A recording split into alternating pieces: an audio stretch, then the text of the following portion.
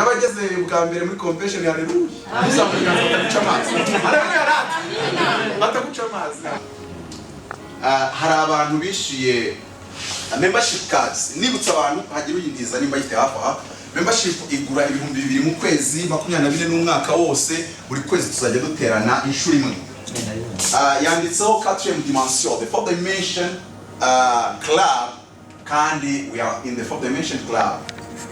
uje musengero no 4th dimension club kuki club hindura imyumvire think out of the box muve mu kidini turi mu bwami bw'Imana haleluya nuko bimeze hari cyazazamurwa ni mu bishima nashatse kutagira biremerera ngewe nigishiriza free ubuntu bibiri mu muri kwishyura irungu nge ntabwo nzabishyura nge ka amafaranga kugira ngo nababwirize for what ntabwo ibyo biri so you are paying your seat ubwo bibiri bese no kwicara kuri iyo ntebe amasaha uri wimareho baragize bagwe gataha hari ikibazo mufite abanyamakuru ko hari ukundi bameze uwo hari uzavuga ngo nishyuza abantu oya ahubwo mwishyura hoteli rese n'icyakwishyura hoteli ubwo mwishyura imyanya mwicayemo rero ntagira umuntu uguca amazi cyangwa se ngakunyeganyeza cyane ikomera amashyi mu izina rya Yesu nanjye sinaguca amazi kuko niwe wayishyuye sinjye wayishyuye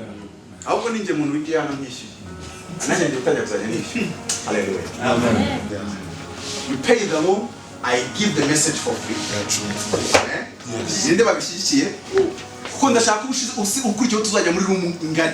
ubushize mama yaje twakiye abantu twari muri room nziza yagutse